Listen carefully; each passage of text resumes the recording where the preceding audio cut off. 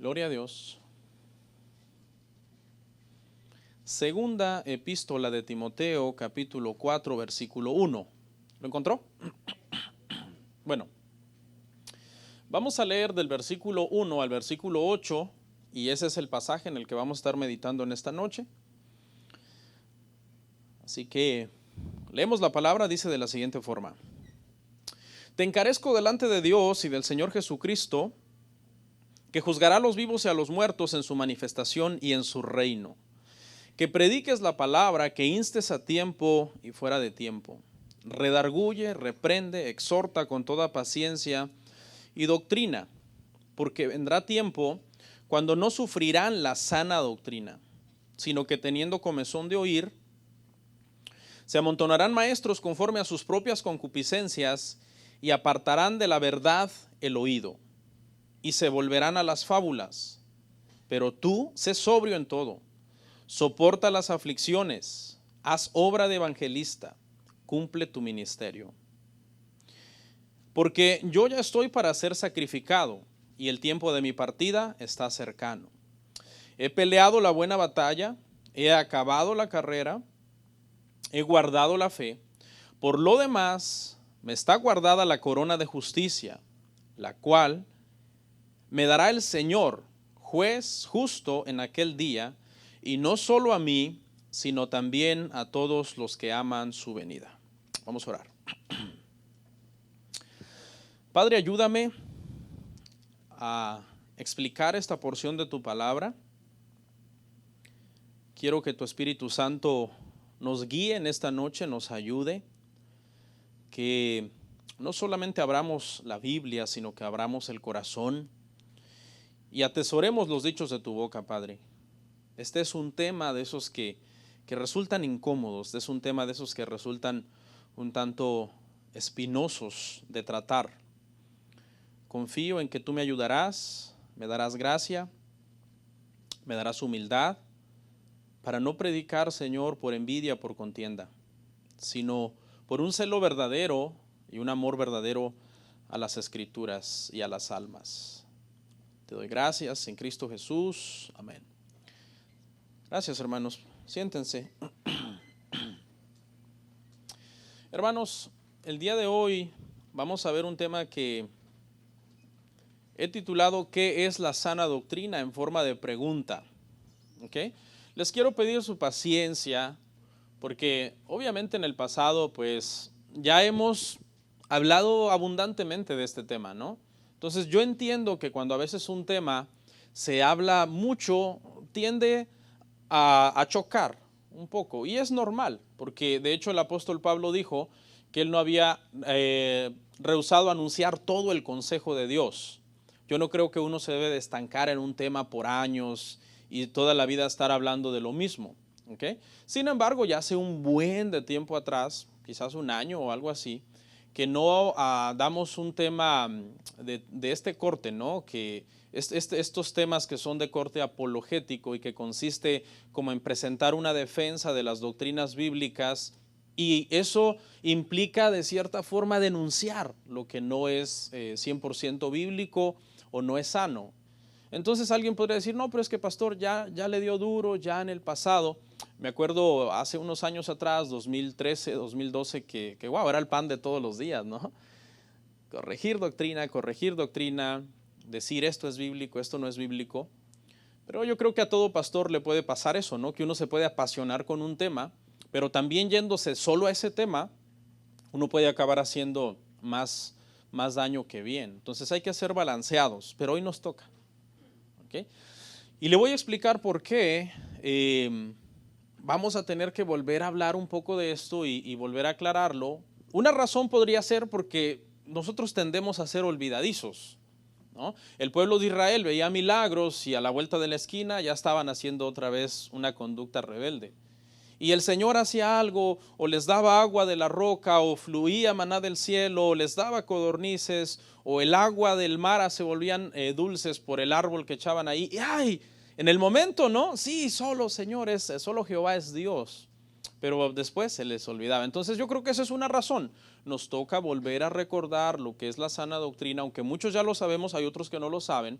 Otra razón es esa, que quizás hay personas que no lo saben, que no están acá desde hace muchos años con nosotros y que es bueno que se pongan, que se alineen con nosotros en este tema de qué es lo que nosotros como iglesia entendemos por sana doctrina.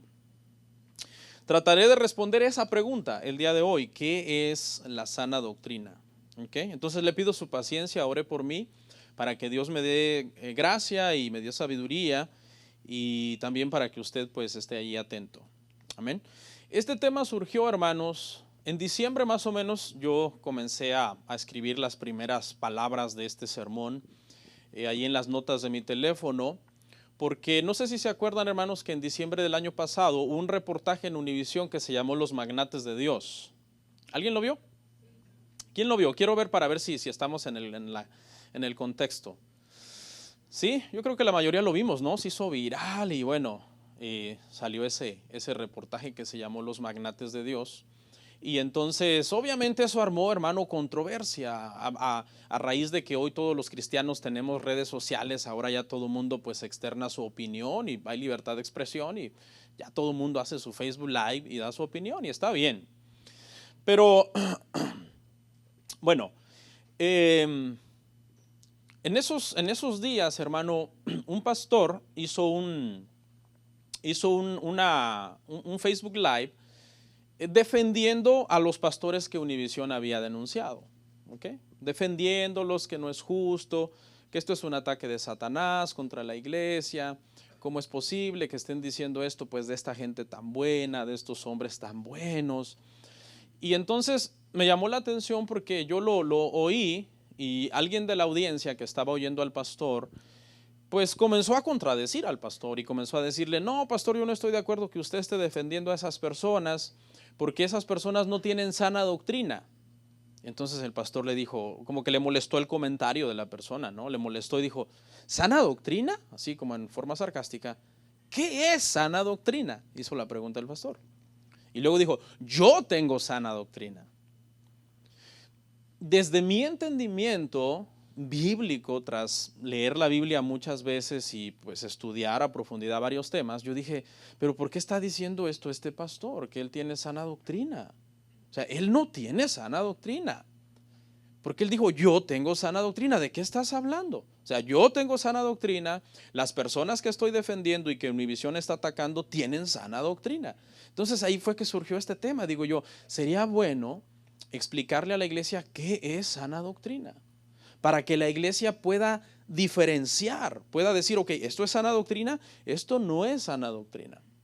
Y ese prácticamente, hermanos, va a ser el propósito el día de hoy. Para los que este tema resulte demasiado incómodo, porque tienen esa postura de que no debemos juzgar, sacando de contexto Mateo 7:1. No juzguemos porque la Biblia dice que con el mismo juicio que juzga serás juzgado. Pero recuerda, hermano, que Mateo 7:24 dice, juzgad, ¿cómo? ¿Juzgad cómo? Ok, entonces hay un balance, hay un equilibrio en que nosotros tenemos que juzgar las cosas. Una cosa es juzgar cuando tú estás peor, que es lo que prohíbe Mateo 7:1, y otra cosa es dar un dictamen de algo que a la luz de la palabra está mal. No, pero es que ¿quién es usted para decir que está mal? Bueno, somos ministros del Señor. Tenemos que apegarnos a la Escritura y decir, esto no es bíblico. No se apega lo que le dijo Pablo a Timoteo. Tú confórmate y apégate a la sana doctrina. ¿Pero qué es sana doctrina? Todo mundo, hermano, dice tener sana doctrina. ¿Usted alguna vez ha escuchado a un pastor decir, hermanos, les voy a dar un sermón, pero les aviso que no tengo sana doctrina? ¿Han visto algún pastor o un predicador decir eso? Claro que no. Ningún predicador sería, hermano, tan necio como para decir, hermano, les voy a predicar, pero yo tengo mala doctrina. O sea, todos los predicadores decimos tener ¿qué? Sana doctrina. Si alguien me pregunta, Pastor Ríos, ¿usted tiene sana doctrina? Mi respuesta sería, trato de tener una doctrina lo más bíblicamente posible. Ningún pastor va a decir que tiene, hermanos, mala doctrina. Entonces, ¿quién está mintiendo? ¿No? Porque, por ejemplo, si yo digo que tengo sana doctrina y me comparo con otro pastor de la ciudad que casi nunca predica la Biblia, agarro un versículo nada más de pretexto y después echo un rollo, ¿quién de los dos está mintiendo, no? Alguien tiene que estar mintiendo. Y entonces ahí es donde la Biblia nos saca de la duda quién está mintiendo. Un principio que usted debe aprender, hermano, es que en todo debate cristiano, la Biblia tiene la última palabra. Por lo tanto, si dos personas están debatiendo, el que se apegue más a la Biblia es más digno de que nosotros creamos la postura que esta persona tiene. O sea, la Biblia es como nuestro árbitro que tiene, digamos, la palabra final acerca de qué está de acuerdo a la Biblia y qué no se conforma a la Biblia, qué es lo que no está de acuerdo a la Escritura. ¿Ok? Voy a mencionar algunas religiones o denominaciones, espero no ofender a nadie, pero por ejemplo, usted sabe que los pentecostales dicen tener sana doctrina, ¿no? De hecho, en la denominación pentecostal, hermano, no todos, pero sí algunos que son un tanto extremos, dicen, nosotros somos la única iglesia verdadera. Todas las demás denominaciones son del diablo, porque no tienen al Espíritu Santo, porque no se visten así, porque no predican de esta manera. Por ejemplo, no todos, ¿ok? Porque no es sabio generalizar, hermano, pero hay, por ejemplo, para algunas gentes pentecostales, yo no tengo poder. Porque entienden que poder es, por ejemplo, que yo grite, que yo corra, que yo suda, que me sube en la primera silla y grite. Entonces, estas enseñanzas así como habladas, que yo estoy hablando y enseñando, mucha gente dice, no, está muerto. Mucha letra lo ha matado. Mucha letra lo ha matado porque mira su pasividad. Entonces ellos entienden que poder, unción y todo eso es correr, gritar, sudar, agarrar el micrófono.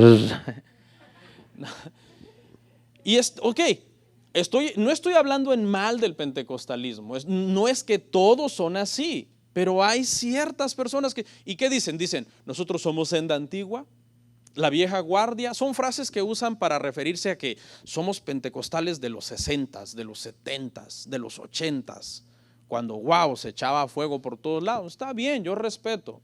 Tenemos que aprender, hermano, que todas las demás denominaciones de cristianos son nuestros hermanos.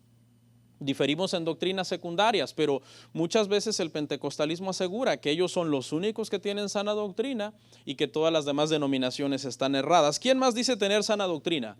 Los neopentecostales. ¿Alguien sabe qué es un neopentecostal? Un neopentecostal es un movimiento mezclado con cierto pentecostalismo, pero un tanto modernizado, ¿no? Un tanto modernizado, sus predicadores ya más como modernos, ¿me entiende?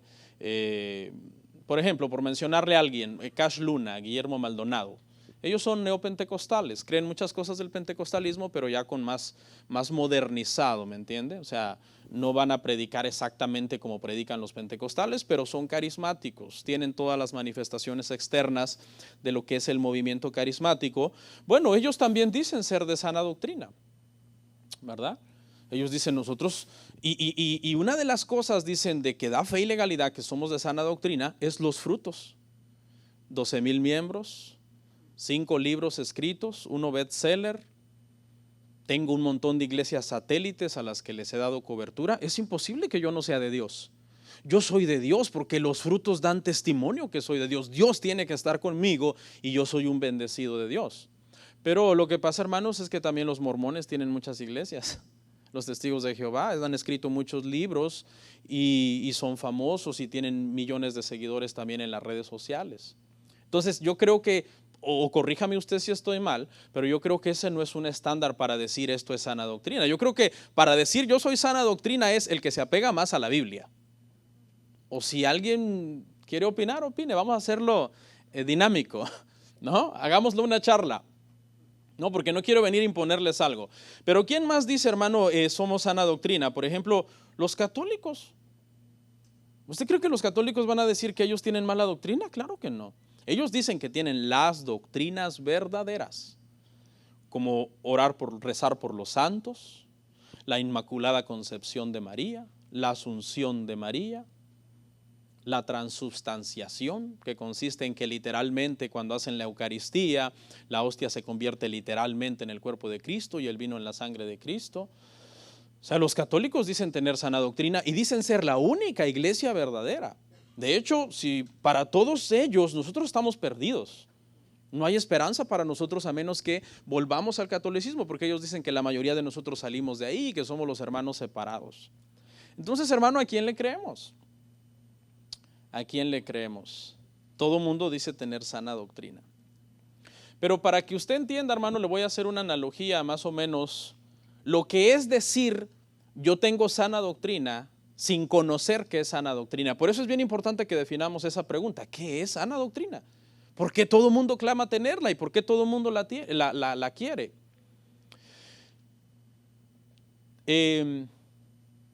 Decir que tiene sana doctrina, hermano, sin conocerla, es como si alguien, hermano, no conociera para nada que existen los vegetales, el agua, los granos, todas las comidas integrales, y entonces comiera puras papas, hamburguesas, comida chatarra, grasa, azúcar en exceso, sal, refrescos, y tú le dijeras, ¿estás comiendo sano? Pero esta persona no sabe, ¿verdad?, que los vegetales existen. Vamos a suponer que creció en un cubo donde nunca pudo salir de ahí, y toda su vida solamente ha conocido esa comida. Nunca ha conocido que existe la comida sana, toda la vida ha conocido solamente la comida chatarra. Y tú le dices, ¿tú estás comiendo sano? Sí, claro que sí. Te va a decir que sí. ¿Por qué? Porque no conoce otra comida más que esa comida. No sé si me expliqué. ¿Okay? Entonces, cuando tú, por ejemplo, tú tienes amigos de otras iglesias, ¿cuántos aquí tienen amigos de otras iglesias? Todos tenemos amigos en otras iglesias, amigos, familia, conocidos. Entonces, cuando tú le preguntas a esos amigos tuyos y le dices, oye, ¿y en tu iglesia tienen sana doctrina? ¿Qué te va a decir? Sí. ¿Por qué? Porque él cree que lo que se le enseña es sana doctrina, o de otra forma no se lo enseñarían, porque es una iglesia y las iglesias son de Dios y todo lo que es de Dios debe de ser bueno, ¿sí o no? Esa lógica es la que se aplica.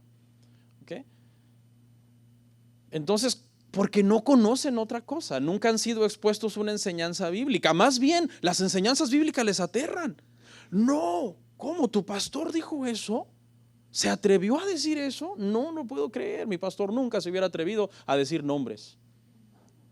Porque eso es falta de ética, es falta de sabiduría, no somos nadie para juzgar. Cuando una persona, hermano, no ha sido expuesto a doctrina bíblica y a la Biblia y oyen la Biblia por primera vez, se enfurecen, hermano. Se enojan, les causa enojo. A mí me pasó hace muchos años porque yo no toda la vida he tenido el mismo entendimiento de la doctrina bíblica. Las primeras veces hace muchos años que yo fui expuesto a prédicas expositivas y a prédicas bíblicas y algunas que denunciaban a los falsos maestros, yo me enfurecí y apagué el YouTube. No más. Pero la verdad, hermano, es que cuando el Señor tiene un plan, tiene un propósito de reformarnos, de cambiarnos, de llevarnos al entendimiento, es algo maravilloso. Vamos a analizar nuestro pasaje. Ahí estamos en 2 Timoteo capítulo 4 versículo 1 al 8. No voy a ir analizando verso a verso o palabra por palabra, voy a ir analizando algunas frases. La primera es, te encarezco que prediques la palabra, ¿no? Sabemos que dice más, te encarezco delante de Dios, Señor Jesucristo, etcétera, etcétera. Pero en resumen es, te encarezco que prediques la palabra. Si usted resume toda la frase y abarca un pedacito del verso 2, es el apóstol Pablo mandando a Timoteo, hermano, a predicar la palabra. Hay algo que usted debe entender, hermano, cuando usted lee una epístola, nosotros estamos oyendo un lado de la conversación, no estamos oyendo el otro. Tendríamos que preguntarnos por qué Pablo está diciendo esto. Vamos a suponer que ahorita me entra una llamada a mí, le voy a dar una ilustración. Ahorita me entra una llamada a mí, ¿no? Yo empiezo a hablar con la persona. Entonces, hola, ¿cómo está? Oh, ok. No, sí, a las 5 de la tarde. Oh, ok. ¿En dónde? Ya. Oh, ok. Y vamos a suponer que se extiende la conversación 5 o 10 minutos. Entonces, usted solamente me está oyendo a mí y se está imaginando lo que la otra persona está diciendo, ¿va?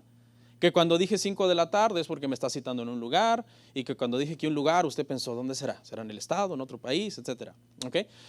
Eso usted tiene que, cuando nosotros leemos las epístolas, nosotros estamos como oyendo una parte de la conversación, pero hubo otra parte que nosotros no estamos oyendo, que es lo que está generando esta conversación. No sé si me explico.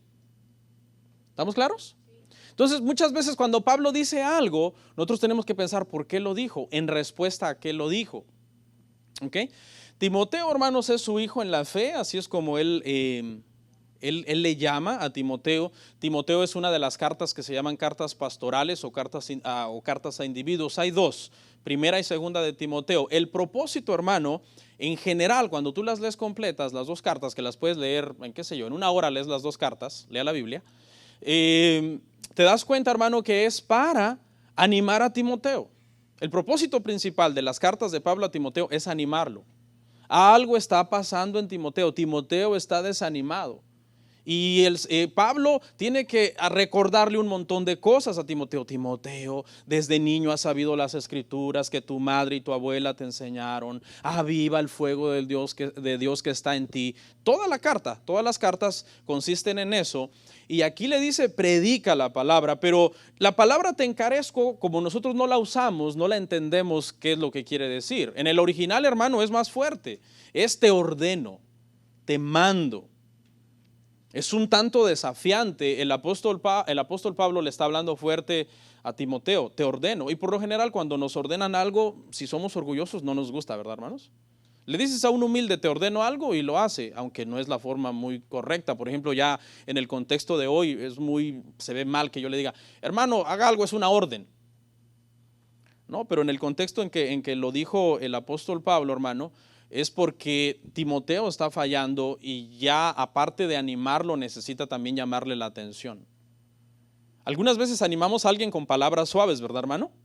Pero cuando ya tú ves que no hace caso, ¿qué haces? Te pones fuerte. Oiga, hermano, ¿qué le pasa? Entonces, ese más o menos es el humor del texto en el que Pablo está hablando. Le está hablando fuerte a Timoteo de que predique, hermanos, la palabra. Mire lo que le dice en 2 de Timoteo 1:8. Dice, por tanto, no te avergüences de dar testimonio de nuestro Señor, ni de mí, preso suyo, sino participa de las aflicciones por el evangelio según el poder de Dios. Aquí está, ya un poco más en contexto estamos entendiendo que Timoteo, aunque era un gran predicador, conocedor de las escrituras desde niño, había caído en una especie como de temor. Y el temor obviamente, humanamente era justificado. Humanamente el temor era justificado porque hablar de Cristo en el contexto en que Pablo y Timoteo estaban hablando era ir preso o que te mataran. Ese fue el contexto en el que predicó Pablo toda la vida. Siempre que Pablo estaba predicando a Cristo, eso implicaba que lo arrestaran, que lo lastimaran, que lo apedrearan. O sea, muchas cosas le pasaron al apóstol Pablo y entonces Timoteo, al ver lo que le estaba pasando a su maestro, obviamente como que aflojó un poco el mensaje. Por eso Pablo le tiene que recordar, no te avergüences, que no te dé vergüenza hablar de nuestro Señor Jesucristo, ni te avergüences de mí. Tampoco le dice, participa de las aflicciones por el evangelio. ¿Ok? Participa de las, mire lo que dice en 2 de Timoteo 2:3. 2 de Timoteo 2:3 dice, tú pues sufre penalidades como buen soldado de Jesucristo. ¿Ok? Sufre penalidades como buen soldado de Jesucristo. O sea, Timoteo, no importa la persecución, Timoteo, tú sigue predicando de Cristo. Se habían levantado, hermano, sectas, se habían levantado grupos en el contexto del primer siglo. Usted debe saber que hubo una secta, hermano, que le hizo la guerra al cristianismo, que era el gnosticismo. Tan fuerte, hermano, que si los apóstoles no se hubieran puesto firmes, o sea, a saber qué hubiera pasado con la iglesia. Pero obviamente Cristo había dicho, no va a pasar nada, nada prevalecerá contra ella, ¿verdad? Y por eso es que el Señor le dio tanta sabiduría a estos hombres para que refutaran todas esas malas enseñanzas, todas esas malas doctrinas. Y a veces nos toca sufrir por el evangelio. Quizás el vituperio de los incrédulos. Ok, sufrimos el vituperio de los incrédulos. Es comprensible, los incrédulos no conocen al Señor. Pero a veces nos toca sufrir también, hermano, la persecución de otros cristianos que no creen como tú. Y que de repente van a querer decirte que ellos tienen sana doctrina, que tú estás equivocado.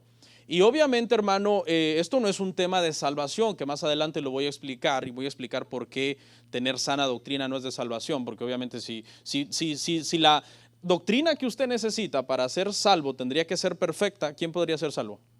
Nadie, porque nadie tiene la doctrina perfecta. Pero hay doctrinas primarias de salvación que no son negociables. Pero todos estamos en un proceso, hermanos, de seguir aprendiendo. No nos podemos comparar con Pablo, con Timoteo, hermano, cómo sufrieron. Pero, por ejemplo, en estos tiempos, si eres un predicador fiel de las Escrituras, vas a tener enemigos. Vas a tener personas que te van a criticar, vas a tener personas que te van a acusar falsamente, es un legalista, no tiene al Espíritu Santo, se apega mucho a la Biblia, habla mucha palabra y poco poder. Son cosas que, por ejemplo, a mí me ha tocado vivir, hermano, por predicar Biblia. Por ejemplo, acá en la ciudad, usted no está para saberlo ni yo para contarlo, pero yo no soy muy querido en la ciudad. Porque predicamos la Biblia y de repente denunciamos malas doctrinas. Ay, y por ejemplo, una vez alguien me dijo, tú dices eso por envidia. No, no es envidia, es por amor a la palabra. No es envidia. ¿Okay? Steve Lawson dice, es un pastor americano, Steve Lawson dice que cuando tú le agradas a Dios, ya no importa a quién más le desagrades. Y que cuando tú le desagradas a Dios, ya no importa a quién más le agrades. Eso es una gran verdad, hermano, porque si nosotros estamos agradando a Dios con el mensaje de la Biblia, con la enseñanza de la sana doctrina, no importa cuánta gente se levante y digan, somos tus enemigos, porque lo importante es agradar a Dios. Eso dijo Pablo en Gálatas 1:10. Si me hago amigo de los hombres, dijo, yo dejo de ser siervo de Dios. ¿Ok? Vamos a analizar otra frase ahí en 2 Timoteo. Dice, porque vendrá tiempo cuando no sufrirán la sana doctrina. ¿Qué es la sana doctrina, Pablo? ¿Por qué el énfasis en la sana doctrina? No sufrirán la sana doctrina. La palabra quiere decir que la gente no la soportaría, que no soportarían la sana doctrina. ¿Ok? Aquí está la razón de por qué Pablo está motivando a Timoteo. Predica, predica. Y si Timoteo le hubiera preguntado, ¿por qué, apóstol Pablo? Porque habrá tiempo en que no la querrán oír. Por eso ahora aprovecha en todo tiempo, fuera de tiempo, redarguye, reprende, exhorta, porque entre más sana doctrina hablemos, es muchísimo mejor para el cuerpo de Cristo y es más difícil que la gente se vaya, hermano, detrás de las falsas enseñanzas. ¿Por qué? Porque dice que tendrán comezón de oír. Es una expresión que quiere decir que la gente comenzará a buscar temas que lo hagan sentir cómodo. La figura es más o menos cuando tú tienes comezón y alguien te rasca. ¿Qué sientes? La espalda, ¿verdad? Cuando no te alcanzas y le dices a tu esposa, en el caso de los casados, ráscame aquí, y le atina justo donde te pica, que, ay, dale. O sea, que te cause placer. Lo que el apóstol Pablo está diciendo es, habrá momentos en que la gente no querrá oír Biblia, no querrá oír de Cristo, no querrá oír de la cruz, no querrá oír del Evangelio, y empezarán a buscar otros temas que les comiencen a inflar el ego, que les comiencen a hacer un montón de promesas, un montón de cosas, o que no les reprendan el pecado, y eso los va a hacer sentir rico. Van a decir, oh, qué rico aquí. Aquí sí está bien, aquí sí está bonito. Y eso es lo que el apóstol quiere evitar. Dice, se amontonarán entonces maestros conforme a sus concupiscencias. La demanda de este tipo de predicadores por parte de los cristianos hará que se levanten este tipo de predicadores y, pues, ¿verdad?, suplan la necesidad de las personas que están buscando este tipo de enseñanzas. Dice que serán personas conforme a sus concupiscencias. La palabra concupiscencia, la palabra griega quiere decir como un deseo malsano. Es decir, que no serán sinceros. Esos predicadores no estarán buscando en sí el beneficio del alma, de edificar el alma con el evangelio, de decirle la verdad, sino quizás por intereses mezquinos, por cuestiones económicas, por vanagloria, y entonces harán, dice, daño. Apartarán el oído de la verdad y se volverán a las fábulas. Apartarán el oído de la verdad. ¿Quién es la verdad? La verdad es Cristo, ¿no? La palabra de Dios es la verdad. Fíjese, hermano, que una de las cosas que mucha gente actualmente no quiere es que uno le hable de Cristo y dicen que son cristianos. Les dices, no, pues te presento, mira el evangelio de Jesucristo. Ay, no, a mí háblenme otra cosa. Eso ya lo sé. Yo ya soy convertido. Yo ya no necesito que me hablen de Cristo. ¿Ok? Eso no es así, hermano. Cristo es el tema central de toda la Biblia y nunca puede pasar de moda en nosotros. En el momento en que usted, hermano, ya el mensaje del evangelio y el amor por las escrituras ya no sea primordial, en ese momento usted está mal espiritualmente. ¿Ok? Dice, se volverán a las fábulas. Esta palabra fábula, hermano, habla de que los predicadores muchas veces tratan como de ser muy inteligentes al predicar, ¿no? O sea, como, se pasan pensando toda la semana, uy, ¿qué inventaré para el domingo? ¿Sí? ¿Qué inventaré? ¿Qué rollo les echo? ¿O qué ilustración o analogía? Las ilustraciones y analogías, hermano, no son malas si son para acompañar el mensaje. Como ventanas, decía Spurgeon que las ilustraciones son ventanas, ¿no? Cuando tú estás en un cuarto oscuro y abres la ventana, ¿entra qué cosa? La luz. Y decía Spurgeon que las ilustraciones son como ventanas que cuando tú obviamente las abres, traen luz al mensaje y alguien pues, oh, ya lo entendí. Pero no son el centro, hermano. Las ilustraciones, las analogías, las metáforas, eso no debe ser el centro de que, o sea, la gente cuando yo termine de predicar no debe de decir, uy, qué inteligente es el pastor. No, la gente debe decir, qué bíblico fue el sermón. Pero en el ego de uno como persona, uno puede querer pasar como por el inteligente, ¿me entiende? Tenemos esa tentación los predicadores, de bajarnos de aquí y dejar el sabor de boca en la gente. Qué inteligente hombre. Cómo dice unas frases y unas cosas tan bonitas. Muchos sermones hoy día, hermano, están llenos de muchas frases bonitas y vacíos de versículos. Entonces, imagínese este escenario. Hay un cristiano que no lee su Biblia. Nunca lee la Biblia, hermano. O sea, nada más la sube al carro el domingo, baja del carro en la iglesia, la pone en la banca. Vamos a suponer que hay un cristiano que solamente abre su Biblia el domingo y para colmo el pastor predica un versículo. Imagínese la miseria espiritual en la que está esa persona. O sea, él no la lee nunca.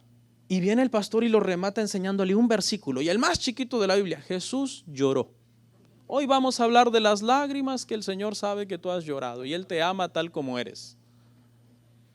O sea, de por sí está anoréxico espiritualmente, hermano. Y viene y en lugar de que le des Biblia, no le das Biblia. Entonces, una característica de un sermón bíblico es que es explicar las escrituras. Ahorita vamos a hablar más de eso, hermano. ¿Qué fue lo que hizo hermano Felipe con el etíope? Lea la historia en su casa. Hermanos, cuando yo estoy predicando y les digo, lea la historia en su casa, yo traigo la cita y se la doy, es porque tiene que irla a leer. ¿Quién lo hace? No respondan. Hechos 8:26 al 40, lo lee en su casa, Hechos 8:26 al 40. ¿Qué fue lo que hizo, hermanos, Felipe con el etíope? Fue a explicarle las escrituras. Si usted me pregunta, pastor, ¿qué es la predicación? La predicación es la explicación de las escrituras. Felipe no llegó a echarle ahí un rollo, no. El etíope dice que va leyendo Isaías 53 y no entendía, y entonces el etíope estaba en ese dilema que no entendía. El espíritu movió a Felipe, Felipe se apareó al carro, le dijo, ¿lees lo que entiendes? No, ¿cómo voy a leer a entender? ¿Entiendes lo que lees? Perdón, ¿cómo voy a entender si nadie me explica? Se sube Felipe al carro, le explica, están leyendo Isaías 53, el siervo sufriente de Jehová, que es Jesucristo, y le pregunta al etíope, ¿de quién dice esto el profeta? ¿De sí mismo o de alguien más? Y Felipe, hermano, le da todo el evangelio completito. ¿Y qué es el evangelio completito? Es la vida de Jesucristo, su muerte y su resurrección. Eso es sana doctrina. ¿Qué hizo el etíope? Se convirtió. Por la palabra, no por un cuento chino que le echó Felipe, ¿no?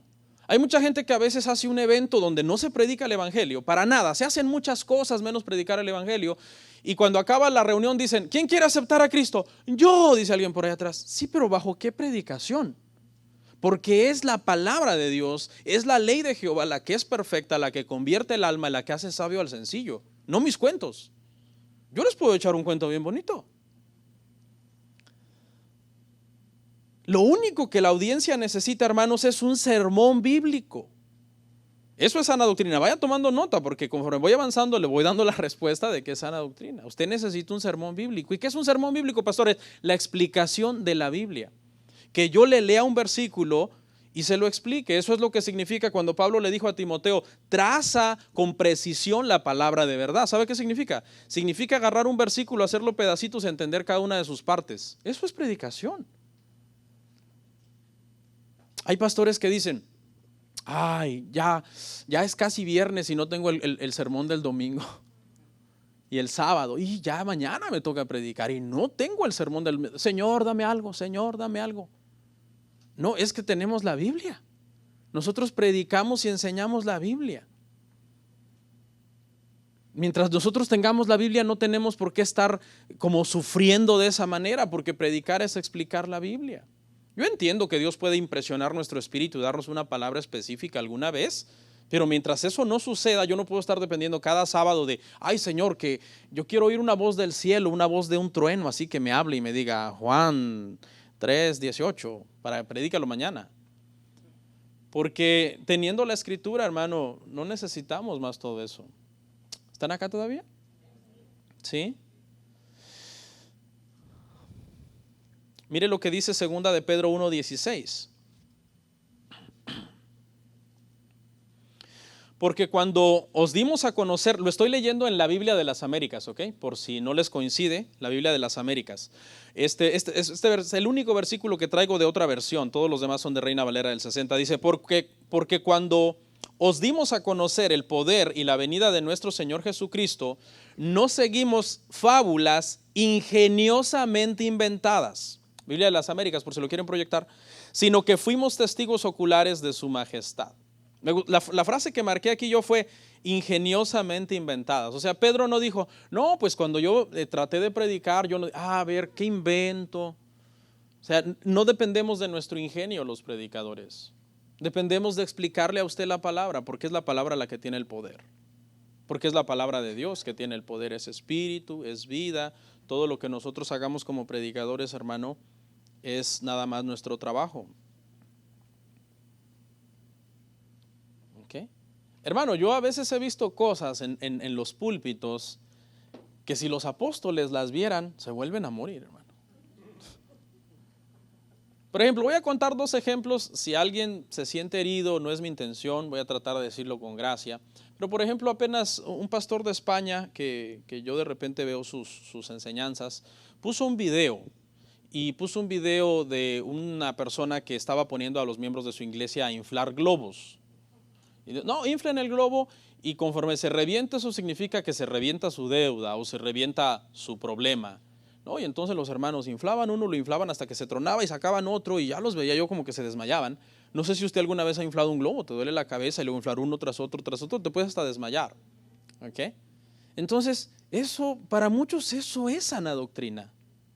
¡Wow! ¡Qué tremendo estuvo el culto! ¿Viste cuántos globos reventamos? Entonces, imagínese esta escena, hermano, imagínese esta escena. Imagínese, hermano, a Pablo yendo rumbo a Corinto, pero le dice a uno de sus colaboradores, muchachos, los globos, ¿los traen? Porque vamos a ir a Corinto y vamos a reventar globos para que todo el mundo en Corinto sea libre de su deuda. No. Léalo, hermano, en su casa. Está en 1 Corintios 2:2. Pablo dijo cuando llegó a Corinto, yo me propuse saber nada sino a Jesucristo y a este crucificado. ¿Dónde están todas esas que son como cosas ingeniosas? Como, hoy se me ocurrió algo para el domingo. Wow, esto va a traer tremenda bendición. Otro, por ejemplo, espero que no se sientan, hermano, no se sientan incómodos, ¿ok? Estas son cosas en las que podemos diferir, no son cosas de salvación. Pero escuche, vi otro video también esta semana de una persona que para que las personas recibieran el Espíritu Santo les decía, la forma en que lo van a recibir es que tienen que empezarse a reír, ¿ok? Y ja, y luego más volumen y más larga la carcajada, y así hasta que de repente cuando ustedes sientan, ya no van a ser ustedes y van a ser llenos del Espíritu Santo. Pero si usted lee Hechos 10, hermano, cuando el apóstol Pedro fue a predicar, hermano, el evangelio a los gentiles en la casa de Cornelio, y lo lee con detenimiento, va a ver que el mensaje de Pedro consistió en 3 cosas: la vida de Cristo, su muerte y su resurrección. Cuando les acabó de hablar, hermano, eso, dice que el Espíritu Santo cayó sobre todos los que estaban en la casa de Cornelio y todos fueron bautizados, hermano.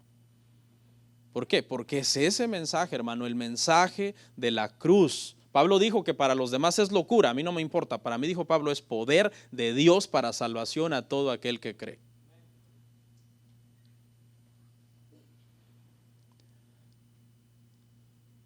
Mire lo que le dijo entonces, le siguió diciendo, no sufrirán la sana doctrina. ¿Pero qué es la sana doctrina? La sana doctrina son la enseñanza de las Escrituras. Apegarnos a la palabra, hablar el evangelio, hablar de Jesucristo. Eso es la sana doctrina, hermano. No requiere así como mucho ingenio. No, es un mensaje sencillo. Es un mensaje que consiste en abrir la Biblia, empezársela a explicar a los hermanos y decirle esto significa, por esto se escribió, esta era la intención del autor, iba dirigido para fulano, esta es la razón por la que lo escribió, estaba sucediendo esto, y entonces tú comienzas a pensar y a decir, wow, esto podría aplicar en mi vida de esta forma, o veo lo radicales que eran los hermanos en el primer siglo, yo debería ser así, veo el poder que tenía la iglesia, o el hambre que tenían los de Berea por las escrituras, que eran más nobles y todo lo escudriñaban, y todo eso te comienza a bendecir, hermano. No hay cosa más hermosa que alguien te explique las escrituras. Yo no entiendo cómo alguien puede encontrar aburrido un sermón bíblico. Aquí ha venido personas, hermano, que no, o sea, sí me gustó todo, pero el pastor no tiene poder, falta power. Y por ejemplo, hermano, todas estas personas que desde mi punto de vista, y si usted dice no, desde mi punto de vista el pastor está errado, estas personas sí tienen buena doctrina, yo voy a respetarlo, ¿ok? Yo voy a respetarlo a usted. Claro, voy a pensar que usted no conoce la Biblia, ¿no? Pero lo voy a respetar, porque el respeto al derecho ajeno es la paz, ¿entiende? Entonces, por ejemplo, ellos dicen, hermano, no, nosotros estamos bendiciendo al mundo. Estamos hablando de, ¿quién sabe qué es un televangelista? Un televangelista, alguien que es un predicador famoso, que no solamente lo conocen en el mundo cristiano, sino en el mundo secular. Son televangelistas famosos y muchos canales de televisión los han increpado y a ver, ¿por qué usted tiene tantos carros y tantos aviones y tantas casas? Y bueno, ellos se defienden, no, porque soy un bendecido, es la bendición del Señor sobre mi vida, o no me preguntes por qué tengo tantos carros y no sabes cuántos carros he regalado. Y bueno, tratan como de adornar todo, ¿no? Pero y nosotros somos una bendición para el mundo, y ellos dicen ser una bendición para el mundo. Viajamos por el mundo, viajamos sanando a la gente por todo el mundo, llevando un mensaje de esperanza, eso es lo que van a decir. Pero fíjese, hermano, que las estadísticas contradicen completamente eso. Porque esos televangelistas famosos y predicadores de la prosperidad famosos, que dicen que están haciendo el doble de lo que Jesús hizo, porque hay un pasaje donde Jesús dijo, estas cosas harán y aún mayores mayores las harán. Entonces, no, nosotros vamos a hacer el doble que Jesús. En nuestros aviones vamos a ir por todo el mundo y vamos a sanar a todo el mundo. Pero fíjese que las estadísticas dicen, hermano, que hoy más que nunca está más alto que nunca el índice de divorcio, el índice de suicidio, el índice de drogadicción, el índice de prostitución, el índice, hermano, de homosexualismo. Entonces, ¿por qué no coinciden ambas versiones? Y usted dirá, no, pero es que entienda, pastor, que ellos no pueden abarcar todo el mundo. Pero si Jesús hizo muchas cosas maravillosas y ellos dicen que están haciendo el doble de lo que hizo Jesús. Entonces, ¿sí van por todo el mundo? Sí. ¿Pero llevan el evangelio? Ahí está el problema. O sea, llegan a la India en su avión y se bajan y le dicen a todos, ok, el evangelio son dos noticias. Número uno, que todos nacieron destituidos de la gloria de Dios, están camino al infierno. La buena noticia es que Jesucristo murió por ustedes en la cruz del Calvario, y si vienen, Él puede regenerarlos, cambiarlos y transformarlos para que vivan de acuerdo a su palabra. ¿Usted cree que esos grandes hombres famosos, ese es el mensaje que llevan en sus giras? No, ellos llevan un mensaje ligero. ¿Cuántos quieren ser sanos? Todos. Campañas de milagros. ¿Los milagros son malos? No, yo creo que los milagros, Dios sigue haciendo milagros, pero ese no fue el mensaje ni fue el énfasis de los apóstoles. A la predicación le seguían todas esas señales. ¿Estamos en la misma página? ¿Ok? Un mensaje de prosperidad, un mensaje ligero, un mensaje que no representa llamar a la gente a la santificación, al arrepentimiento, a dejar el pecado, a tomar tu cruz, seguir a Cristo. Claro, es un mensaje que todo el mundo lo va a querer, un mensaje bonito. Y yo no estoy en contra en sí de la prosperidad no es mala. Abraham fue rico, Job fue rico, Isaías era un hombre influyente en Jerusalén en sus días, se codeaba con los reyes. Pero búsqueme un pasaje donde Abraham, Job o Isaías están haciendo alarde de su dinero. Nunca. Ellos siempre están haciendo alarde, por decirlo así entre comillas, de Dios, exaltando a Dios, dándole la gloria a Dios, poniendo a Dios en primer lugar. Le voy a explicar algo. Mire, el pecado más grande de los predicadores de la prosperidad, hermano, en sí no es predicar de prosperidad. El pecado más grande en sí es que ese mensaje de prosperidad esconde el mensaje de la cruz. No sé si me entiende. O sea, usted dirá, qué gran pecado, están pidiendo dinero. El pecado más grave es que no están anunciando el evangelio. Ese es el pecado más grave. Porque no están diciéndole la verdad a las personas de que necesitan a Jesucristo. Y continuamos ahí en 2 de Timoteo, dice, pero tú sé sobrio, en todo haz obra de evangelista. Y esto habla obviamente de predicar las buenas nuevas de salvación. Eso es el evangelio, haz obra de evangelista, es decir, anuncia las buenas nuevas, anuncia a Cristo. Pablo era un gran estudiado, hermano. Él se pudo haber puesto cuando fue a Grecia al tú por tú con los estoicos y los epicúreos ahí en Hechos 17, pero él dijo, no, yo no vengo a hablarles de mi sabiduría. Yo prefiero delante de ustedes que piensen que soy un necio, yo les vengo a hablar de la resurrección. Y los griegos no creían en la resurrección. Entonces él les vino a hablar de la resurrección porque la resurrección es el sello, hermano, del ministerio de Cristo, es la corona de su ministerio, es el amén del Padre diciendo todo lo que Él dijo es verdad y en Él está la salvación y en Él está la vida eterna. Y Pablo fue muy despreciado en Grecia porque Él les fue a hablar de la resurrección de los muertos. Y ellos, no, estás loco, eso es imposible, no puede alguien resucitar de los muertos. Está bien hablar de la familia, está bien hablar de los matrimonios, de la crianza de los hijos, pero esos mensajes nunca deben esconder la cruz de Cristo, hermano. Porque si no, nos volvemos un centro de terapia. Eso lo pueden hacer también los psicólogos, eso lo puede hacer también la doctora Corazón. ¿Me entiende? Es bueno, a veces hablamos de finanzas, a veces hablamos del matrimonio, pero todos esos mensajes nunca deben de esconder a Cristo y siempre deben de tener esa conclusión. La solución es Cristo, primero para vida eterna y en segundo lugar porque ordena en todos los aspectos nuestra vida en esta tierra, el tiempo que vamos a estar acá. Amén, hermanos.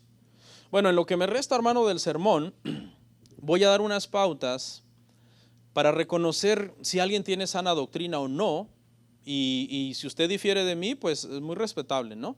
Pero escuche, estas son las cosas que nosotros tenemos que ver en un predicador para ver si tiene sana doctrina o no. Usted dirá, ok, porque usted de repente ve que es quizás un canal cristiano o una prédica en YouTube, usted dice, ¿y este será o no será? Le voy a dar unas pautas. Por ejemplo, observa cómo ora. En la simple forma de orar de alguien, uno puede ver si es bíblico o es antibíblico. ¿Ok? Por ejemplo, si para él su oración consiste toda la vida en hacer solo guerra espiritual, atar, decretar, cancelar, y nunca hace una oración en humildad, Señor, te ruego, Padre Santo, venimos ante tu presencia, sabemos que eres soberano, hágase tu voluntad, no la nuestra. ¿Cómo oró Jesucristo? Hágase tu voluntad, Señor. Pase de mí esta copa, pero no se haga como yo digo, sino tu voluntad. ¿Cómo oró Pablo? Señor, 3 veces te he rogado que quites este aguijón de mí. Me has dicho no, bástate en mi gracia, porque en mi poder se perfeccionan en tus debilidades se perfecciona mi poder. ¿Cómo dijo Santiago en Santiago que teníamos que pedir? Dijo, no se jacten del día de mañana, más bien digan mañana si el Señor quiere. ¿No? Entonces, observa cómo alguien ora, ¿no? Y ya tú puedes determinar, ¿es bíblica su oración? ¿No es bíblica? Generalmente una persona, hermano, cuando no tiene humildad y ora de una forma así como demasiado como dando órdenes, ¿no? Como, ok, aquí se va a hacer lo que yo diga y todo eso, tú dices, le falta entendimiento de la Biblia. Mateo 18, donde habla de atar, hermano, no habla de atar demonios, lo siento mucho, pero en el contexto está hablando de disciplina dentro de la iglesia. Y lo que significa es, a la persona que ustedes disciplinen aquí en la tierra, está disciplinada en el cielo. Eso es lo que significa en Mateo 18 atar y desatar. En ningún momento, lea todo el contexto, todo el pasaje, está hablando de guerra espiritual. Otra cosa, ¿cómo ora? Ok, entonces atento, cuando usted esté viendo un predicador, escúchelo orar. Su oración está llena de humildad. Su oración es de humillación, dependiendo de Dios, dándole la gloria a Dios. ¿Ok? Otro, ¿cómo predica o qué predica? ¿Cuáles son los temas que aborda? ¿Le da la gloria a Dios en el sermón? Pero no esto, no esta gloria a Dios así. Gloria a Dios. Gloria a Dios, hermanos. Cada minuto, gloria a Dios. Muletillas, estribillos, gloria a Dios. Oh, ese predicador, ¿cómo le dio la gloria a Dios? No, hermano, no. Estoy hablando de que un sermón que glorifica a Dios es el sermón que te enseña su palabra, que te enseña el carácter de Dios, su santidad, sus perfecciones, que pone a Dios en el lugar que Él debe tener de gloria y al hombre en el lugar que Él debe tener de humillación. Mucha gente, hermano, mucha gente tiene poco entendimiento. Lo mejor que nosotros podemos hacer con las escrituras es hablarlas con entendimiento. Eso es lo mejor, ¿ok? Un buen predicador enseña doctrina. Un buen predicador te enseña de Cristo, te enseña todo lo que tiene que ver con Cristo, su nacimiento, su muerte, las profecías que se cumplieron de Él desde todo el Antiguo Testamento, su resurrección, su ascensión, su glorificación, su doble naturaleza, que es verdadero Dios, verdadero hombre. ¿ok? Que tiene los atributos del Padre, que tiene la deidad del Padre. O sea, un verdadero predicador te adoctrina, te enseña, aunque tú te aburras, ese es problema tuyo. El predicador sale de su compromiso y hace su trabajo. Te habla de la doctrina del pecado, de la doctrina de la salvación. O si usted, por ejemplo, usted si oye un predicador, dígame, ¿cuándo fue la última vez que el predicador que usted oye dio una serie expositiva? Que dijo, ok, hermanos, vamos a agarrar Mateo verso a verso y vamos a estar estudiando. ¿Cuándo? Entonces, ahí tú determinas, tú dices, no, o sea, tú lo ves, trae un versículo sacado de contexto y nunca vuelve a citar la Biblia en todo su sermón. Entonces tú dices, no, este predicador no es bíblico. Quizás lo hace por ignorancia, pero un reformador, no sé, creo que fue Lutero que dijo que hay dos tipos de falso maestro. El falso maestro por maldad y el falso maestro por ignorancia, pero que de los dos tenías que salir corriendo. O sea, sí es cierto, hay gente que lo hace por ignorancia, no es por maldad, le falta conocimiento, pero igual no estés perdiendo tu tiempo oyéndolo. Porque tú no tienes la culpa que sea un ignorante, quizás es negligente y no estudia. No sé si me entiende. Otra, 3. ¿Cómo trata a los demás? Uno puede ver también en el trato del predicador a los demás, hermano, si es bíblico o no es bíblico. Por ejemplo, hay pastores, hermano, en unas iglesias que tratan a los hermanos como los criados de la iglesia. A ver, hey, láveme el baño, rapidito. Una vez fui a un lugar, hermano, y el aire acondicionado estaba mal y el predicador no le puso una regañada al hermano. ¡Hijo! Y porque también los tratan de hijos, ¿no? Hijos o hijo, hija, yo soy tu padre espiritual, etcétera, etcétera. En esos detallitos de soberbia, sí, ¿me entienden? No. Todo, por ejemplo, hay hermanos que meten duro el hombro en la obra, ¿no? Y llegan temprano y limpian, lavan baños. El pastor debe decir, hermano, gracias. Y si puede ayudar, meter la mano. A veces uno no puede porque está muy ocupado, ¿no? Los apóstoles dijeron, ocúpense ustedes de las mesas, nosotros de la oración, de la escritura, Hechos 6. Pero a veces uno puede. Hoy me tocó llegar allí a auxiliar un baño, hermano, que Dios mío, ¿para qué le cuento? Pues no se me van a caer las manos por ayudar o por decir gracias, no se me va a caer la boca. Entonces, en el simple hecho de cómo tratan a los demás, hermano, si hay abuso espiritual, si hay arrogancia, si hay soberbia, dice Paul Washer que una de las desgracias del evangelio de la prosperidad es que los únicos que prosperan son los que lo predican. ¿No? Y entonces como son ricos y todo, pues ven a los demás hermanos como a los hermanos de la iglesia como los empleados o los criados de la iglesia. Entonces hay unas ínfulas de superioridad y tratan mal a los demás. Eso es abuso espiritual. Entonces esto es tan simple. Ve la forma de que trata a los demás, de que se acerca a los demás. 4, ya voy terminando. ¿Cómo se gobierna la iglesia, no? Tú de repente admiras o sigues mucho a un predicador, oyes sus sermones, tienes que preguntarte si es un pastor de una iglesia, cómo gobierna la iglesia, si la iglesia está dirigida en orden, si hay una junta de ancianos que toman las decisiones, porque un pastor no es sabio que tome las decisiones solo, por falta de consejeros puede caer en un error, puede equivocarse. Debe de haber entonces, hermano, una junta que toma las decisiones para disciplinar, para hacer cosas dentro de la iglesia, cambios. De repente, ok, nos toca mudarnos de acá o nos toca hacer esto.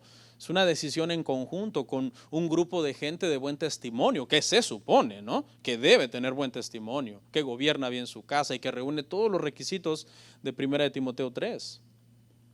La iglesia dirigida por un pastor, como dicen por ahí, hermano, al estilo llanero solitario, es una iglesia antibíblica. Es una iglesia antibíblica. Nunca los apóstoles en el primer siglo dirigieron una iglesia así. Nunca. Siempre hubo ancianos, un encargado de la iglesia. Y por último, ¿cómo se administra el dinero de la iglesia? Es otro punto también bien importante, hermano. ¿Cómo sabes si alguien tiene buena doctrina? Es cómo se maneja el dinero. Por ejemplo, ¿cómo se pide el dinero? Hay un pedir que es bíblico y hay formas de pedir que no son bíblicas. Dar es bíblico, estamos claros en eso, ¿verdad? Dar es bíblico. Hay muchas formas de pedir que son las que son antibíblicas. Por ejemplo, desde mi punto de vista, una persona que pide pactos o primicias le falta entendimiento bíblico, porque esa no es una forma de pedir. Para empezar, usted no puede pactar con Dios. Y las primicias es algo que llevaban las personas en el tiempo de la ley para sostener a los sacerdotes y para las fiestas de Israel. Yo no creo que, tampoco le voy a decir, wow, esa iglesia pidió primicias, son del diablo. No, son cosas menores en las que les falta. Yo creo bíblicamente que están errados, pero usted se puede dar cuenta por estas simples cosas, decir, si le falta. pero es nuestro hermano, ¿verdad que sí? Y son nuestros hermanos en la fe. Debe haber transparencia en cómo se dirige el dinero, un tesorero, dar un informe financiero a la iglesia, etcétera. Todas estas son pequeños tips que yo le doy a usted para que usted determine, ok, estoy en una iglesia bíblica o estoy en una iglesia antibíblica. Okay. Ahora recuerde que hay dos tipos de iglesia, la iglesia verdadera y la iglesia falsa. Dentro de la iglesia verdadera hay dos tipos de iglesia, la iglesia más sana y la iglesia menos sana, pero no la iglesia perfecta, porque eso no existe. La iglesia puede acercarse lo más que pueda a la escritura y escudriñar y decir esto necesitamos corregirlo, esto lo estamos haciendo mal, pero nunca vamos a llegar a esa perfección. Y con eso cierro, hermanos, con eso cierro. Quiero aclarar cosas sobre la sana doctrina. Hay gente que cuando uno habla mucho de sana doctrina se forman conceptos equivocados y quiero hacer unas aclaraciones. Lo primero es que no puedo yo como pastor dedicarme solo a denunciar las malas doctrinas. Eso ya lo dije al principio, ¿va? Pero eso es lo primero. O sea, debe haber otro tipo de sermón también, discipulado y otras cosas. No puedo pasar haciendo esto toda la vida, ¿no? El otro viernes, hermanos, vamos a seguir denunciando las malas doctrinas. O un anciano, ¿no? Que le toca predicar la otra semana. Pues sí, hermanos, como decía el pastor, vamos a seguir. No, tranquilos, todo tiene su tiempo, todo tiene su límite. Hay cosas que tienen su momento y uno las habla. Eso es lo primero que quería yo aclarar. Porque también abusando de un tema así se puede acabar haciendo daño. Ok. Número uno, cosas que quiero aclarar es, hermanos, que la doctrina no salva, o sea, la perfección doctrinal no salva. Todos vamos a morir en un proceso de estar corrigiendo cosas que no están bien. ¿Ok? La perfección doctrinal no salva. Obviamente hay doctrinas ortodoxas que nosotros necesitamos saber y entender y creer de todo nuestro corazón para ser salvos. Por ejemplo, tú no puedes decir, no, yo no creo en Cristo, pero de todo modo voy a ser salvo. No, eso es una doctrina básica. Tú no puedes ser salvo si tú no tienes a Cristo, si no crees en Cristo. Yo creo que la Biblia tiene errores y hay cosas que sí hay que obedecer, otras no, eso no es negociable. La Biblia es sin errores, es infalible, es la palabra de Dios, soplada por Dios, inspirada de Dios. ¿Ok? Otra cosa, la sana doctrina no te hace exento de pecar. ¿Ok? Porque tú creas que alguien tiene mucha doctrina. No, esa persona tiene una doctrina tremenda. Seguramente es un santo. Yo creo que ahorita sale y se va volando para su casa con sus alitas. No. Una persona puede tener sana doctrina y sigue siendo humano y sigue siendo tentado y sigue teniendo falencias, errores, como cualquier otro ser humano. Lo que sí hace que nos da más entendimiento. Una sana doctrina nos lleva a una mejor santificación, un mayor entendimiento de lo que es la salvación. Pero, porque hay gente que de repente va a ver una iglesia que es de sana doctrina y dice, no, pues ahí todo va a ser perfecto. No, en las iglesias de sana doctrina también hay pecadores, también hay disciplinas, hay momentos a veces bochornosos que toca disciplinar a alguien públicamente y eso sucede en todas las iglesias y qué bueno que las iglesias de sana doctrina lo hacen, ¿no? Porque las iglesias que no tienen doctrina bíblica no disciplinan bíblicamente. No hay que Dios discipline, yo quién soy para juzgar, si el hermano lo hizo, pues yo no. La disciplina, Mateo 18 dice que es bíblica, hermanos. Ok. Y por último, otra cosa a entender también de la sana doctrina es que dos pastores de sana doctrina pueden diferir en un tema. ¿Lo entienden? Usted oye a un predicador de California que es de sana doctrina y otro de Nueva York que es de sana doctrina. Y usted dice, wow, los dos son de sana doctrina. Perdón. Pero un día usted oye que la postura del de California acerca del milenio es diferente de la de Nueva York. No importa porque es una doctrina secundaria.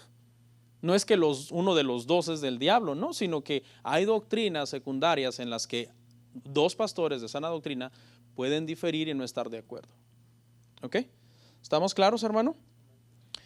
Entonces, hermano, de repente ser bíblicos nos pasa la factura, ¿no? Porque, le voy a ser sincero, es raro el que anda buscando una iglesia bíblica. Es raro. O sea, yo tengo aquí muchos años y es muy raro, sí pasa, ¿no? Y gloria a Dios por eso, que alguien llega y dice, estoy buscando una iglesia bíblica, me quedo. Por lo general, las personas están buscando una iglesia que se parezca de donde ellos vienen. Entonces, como aquí no somos donde ellos vienen, pues no se quedan. No, porque es que en mi iglesia hay esto otro. ¿Por qué aquí no hay esto? ¿Por qué aquí no hay esto otro? Es que somos una iglesia bíblica. ¿Sí? Entonces, el que está buscando una iglesia bíblica dice, bueno, llegué a una iglesia bíblica, pero como por lo general la gente, es muy raro, hermano, que alguien esté buscando una iglesia bíblica. Entonces nos toca sufrir, ¿no? Nos toca, ok, el crecimiento es lento, el crecimiento es despacio, porque es raro que alguien esté buscando una iglesia bíblica. O también muchas personas que están en la iglesia, pues de repente también, hermano, se acaban descuidando y apartando. Nuestra última cita hoy es Tito 2:1.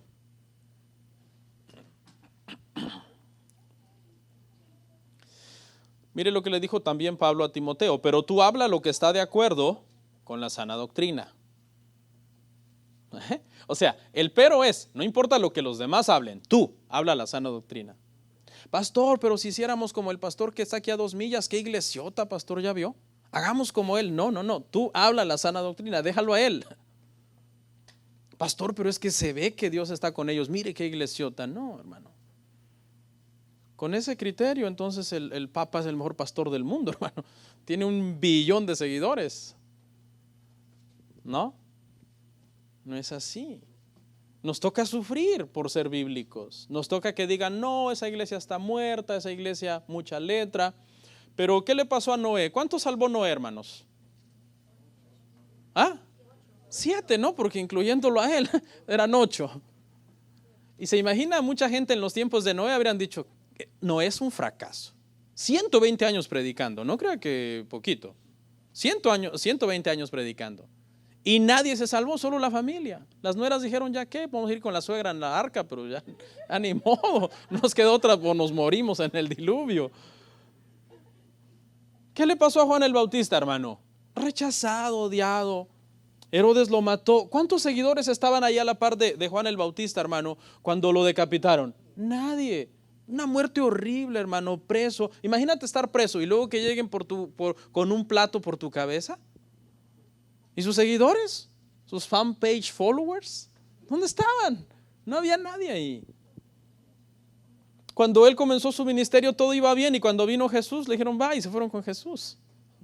Y así debe de ser, hermano. La gente debe de seguir a Jesús, no tanto a un hombre, no tanto a un pastor. Y así podríamos ver el ejemplo de muchos hombres. Lea la vida de Jeremías, lea la vida de Ezequiel. Fue una vida de sufrimiento, hermano, por predicar la verdad y por enseñar el evangelio. ¿Quiénes eran los que les iba bien, hermano, en el reino de Acab? Los falsos profetas. A ellos les iba bien. Acab los tenía ahí, hermano, bien alimentaditos, bien cuidados. Llegó Josafat y le dijo a Acab, oye, que nos den una palabra, ¿no? Para ver si vamos a la guerra. Y le trae a Acab un montón de profetas de Baal, carnales, falsos. Y Josafat, con más discernimiento, porque él era del reino del sur, le dice, oye, ¿no tienes otros? Estos como que no me gustan. Ay, sí, tengo por ahí uno, pero siempre me dice cosas malas. Porque ese sí era de Dios. ¿Se acuerda? Es tremendo. Entonces no se trata de tener éxito, hermano, como iglesia. Se trata de cumplir el propósito de Dios. No se confunda. Vamos a orar.